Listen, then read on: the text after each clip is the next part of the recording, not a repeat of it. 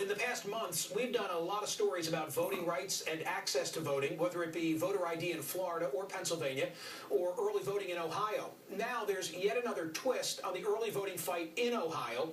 Early voting has been extended in Republican-leaning counties and not Democratic-leaning counties. How's that possible? Well, here's how it works. In counties that voted heavily for McCain, the two Democrats and the two Republicans that make up the Board of Elections voted to extend voting hours.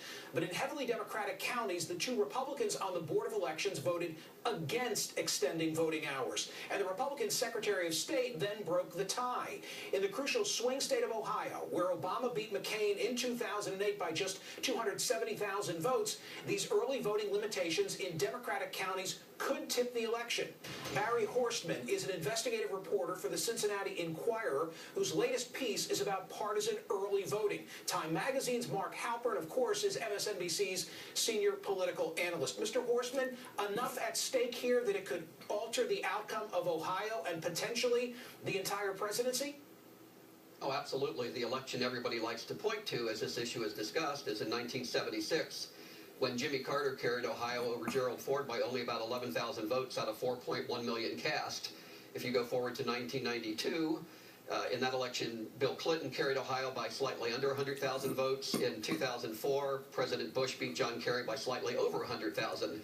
Tens of thousands of voters have availed themselves of these early voting hours in past elections, so you can see very easily this has the capacity to change the outcome in Ohio and, by consequence, the nation.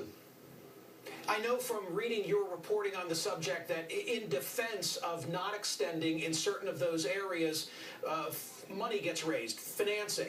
Is it possible that there is funding available in certain of those counties where they can pay for the extended voting, but not in those counties where this time they're scaling it back? Does that hold any water? It doesn't, because we really haven't heard the counties themselves say there would be a financial issue with extending the hours. I mean, undeniably, when you're talking extra weeknight and weekend hours, some overtime's involved, and it might be a fairly substantial amount. But the complaint is, from the Democrats, this is nothing short of an attempt to stack the deck in a way that is going to close down an avenue for voting that many, many Democrats last time found attractive. They say, despite the Republicans' argument about we don't want to put an extra burden on already stretched counties, all you have to do is go back to 2008 and look at those long lines that were stretching around blocks in Board of Elections headquarters. It was a very predominantly black crowd, and the Republicans are going to do anything they can to prevent that from happening easily this time. Mark Halpern, I know of no scenario where Mitt Romney is elected president of the United States without capturing Ohio, but I don't have your expertise. Am I right? Am I being melodramatic when I say that? No, he needs Ohio, and Barry's done a great piece and great coverage of this issue, and I think since 2000, we in our business have succeeded in upping our game and how to cover these issues fairly and completely. What's failed is the political process. The situation in Ohio, given the importance of the state and the reality that Barry writes about in his piece, is probably the worst in the country and the most dangerous to the country, having faith in what happens in an election night in terms of the result. But there are other states like your Pennsylvania, like Florida, like others, where we've got a real problem. And if we have bad luck on election night, it could be a disaster that makes 2000 look like Tea Party. That's a little joke. And Mark, as we've been reporting and you've been reporting and we're all discussing, Ohio's not alone. There are moves afoot in nearly 36 states or changes that have already been made. And I'm curious whether Mark Halpern, in his reporting, has uncovered any signs of coordination among the states that are all tweaking their voting requirements.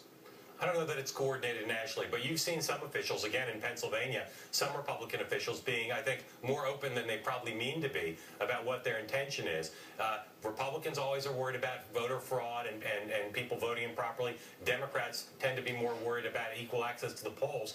I think Republicans clearly have gotten the upper hand in making some of these law changes, in some of these positions, like having a Republican Secretary of State behave in a way that benefits Republicans. I think they've gotten the upper hand this cycle. And again, the tragedy of this for the country is we need to have faith in the result on election night. You can't have a perfect election, but people shouldn't think that the system is rigged and stacked in favor of one party or the other.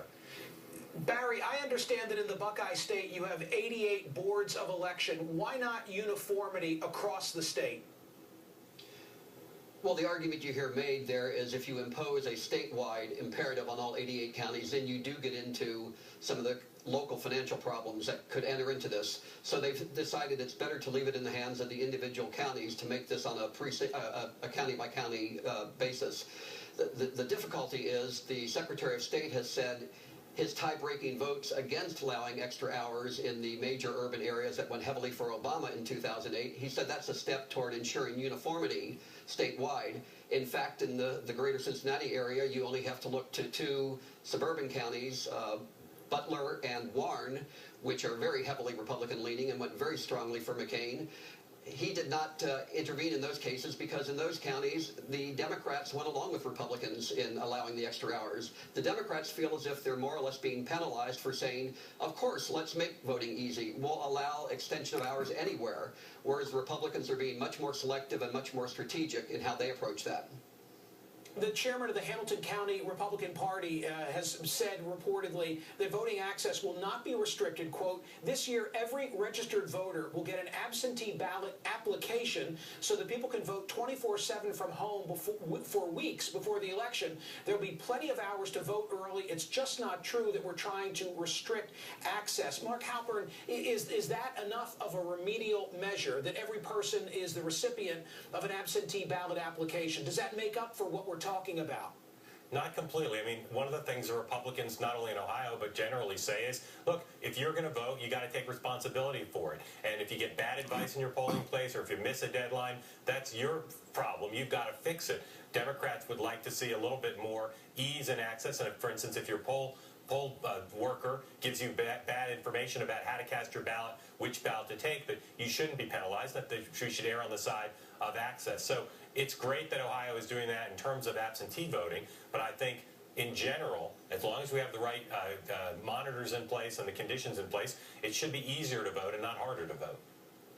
Gentlemen, thank you. Thank you, Barry Horstman. Thank you for your reporting. Thank you, Mark Halperin, as well. Up next,